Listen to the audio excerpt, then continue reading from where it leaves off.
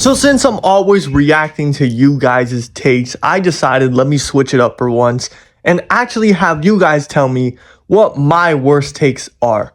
And so I made a post a couple of days ago asking what my worst takes were. I got a couple of replies that I'd like to go over. So if you guys like this type of content, please remember to hit that like and subscribe button. I'm almost at 4,000 subscribers. You guys have been showing insane support recently.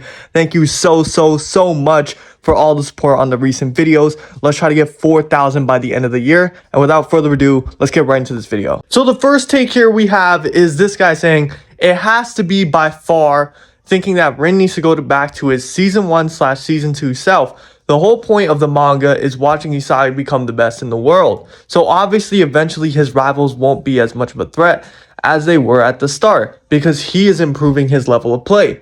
Eventually, by the end of the manga, Isagi is going to be even better than everyone unless we get an MHA ass ending. Also, I think it's just Rin's character development as he stops trying to copy Sei's playstyle and Metavision to use his own ego, which is destroyer mode.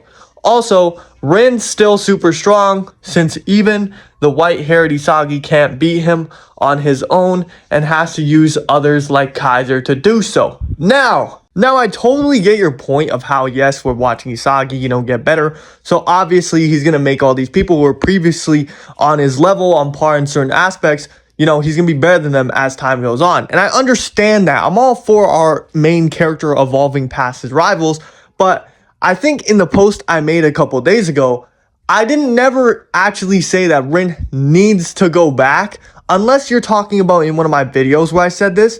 The most recent time I said this take, you could say, is in my post right here where I say I want him to go back. You know what I'm saying? But I don't think Rin needs to go back to that. You know what I'm saying? I don't think he needs to, but I think if Rin is able to mesh that watery, using his head playstyle with the destroyer mode, I think that Rin will be the strongest Rin we get by the end of the series. Because I think just doing one or the other doesn't do him justice. I feel like when he was first introduced, he was so much more than just a crazy, egotistic, demonic, I like that side of Rin. Don't get me wrong. I like the destroyer mode Rin.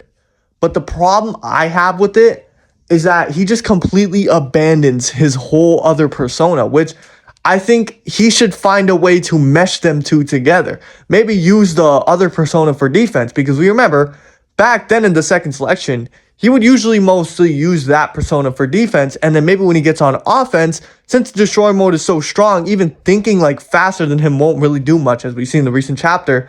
Since the destroyer mode is so strong, he can just use that for offense while using the other one for defense. I also see your point that it's part of his character arc to, stop playing like Sai, as that's what he did before. But in my opinion, I feel like once he can accept what Sai did and use some of Sai's skill set to make himself better along with his own skill set, I think that will be better character development than just one or the other. You know what I'm saying? Once he's able to forgive his brother for what he did and blend the two playstyles together, I feel like we'll get the maximum capacity of Rin. But overall, I see your point. You made some valid points. Anyways, moving on. The next one here says that Nagi will be the best striker. Upside down smiling emoji. I believe Nagi will at least be top 3 or top 4 at best. He doesn't deserve the top spot.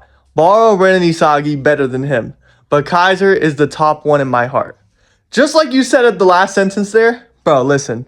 I may have said this as me being oh my gosh, Nagi can actually be top 1. But you guys have to understand, I'm just glazing. I'm be honest, I'm just glazing. I really hope that Nagi can get to that level. But in my videos that I be saying, oh yeah, he can be the best striker, I feel like the most capacity that Nagi could get is probably second best. I feel like he can surpass Baro and Rin. Shoot me, I don't care. I think there's narrative backing, parallels with Isagi, his dynamic with the main character itself speaks enough to him being endgame rival for Isagi. Maybe not right now. Endgame, I do think that Nagi is going to be Isagi's main pillar to surpass. Just look at the NEL. Isagi's playing his best football while Nagi's playing his worst football. Look at U20. Nagi was the guy to score the first goal while Isagi was the one to score the last goal. Bro, the parallels are insane. Black hair, white hair. First to enter blue lock versus last to enter blue lock. I really do think that the author is building up Nagi to be this final threat. I feel like if we had a final tournament to decide it all, Nagi and Bara were settled their rivalry in the semifinals, while Rin and Isagi settled their rivalry. Then once those two rivalries are settled, they're gonna do Nagi versus Isagi in the finals. And I feel like that would be insane. But yeah, I do that's in a perfect idealistic world for me. Realistically, it's either going to be Rin or Bara. You're right. All right, you're right. I'll admit to you, you're right. But I don't think that my take is bad. I don't think that's like, I've said a lot of crazy things. I really do think that that's not one of my worst things I've said. This guy right here said, I think you're too hard on the NEL, but that goes for most of the community. Now with the NEL, listen, I might be hard on it because I criticize it a lot about the goal format and everything like that. But listen, if you binge the NEL, it's still an enjoyable arc. It's not one of those 4 out of 10s, 3 out of 10s arcs, but I do think, aside from the third selection, it's the worst arc in Blue Lock. I do think that. And the reason why I think that is, yes, the NEL has some of the highest peaks in the entire series. I've said this multiple times. This has some of the highest peaks, some of the best character development throughout the entire series. But the problem with the NEL is it's too structurally predictable. I really think that the NEL, aside from a couple moments, is very predictable. And it's all down to the structure of the tournament itself.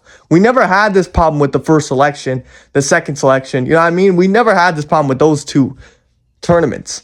But with this, we have this, maybe it's because we're reading it weekly. You never know. Like I said, with a binge, this arc is a lot better than reading it weekly. But the reason I mainly criticize it is basically because I love Blue Lock, bro. I love the series so much that I want to see the series do good. I want to see amazing arcs after amazing arcs. And that's exactly why I'm super duper positive about the next arc of Blue Lock. I feel like this is being treated more as like this huge tournament, but I feel like the next arc is going to be this huge tournament, and this is more like a building block to that arc. You know what I mean? So I don't think we should take this arc that seriously, although it is like the longest arc in the entire series. Like, bar none, it's literally longer than everything else before it.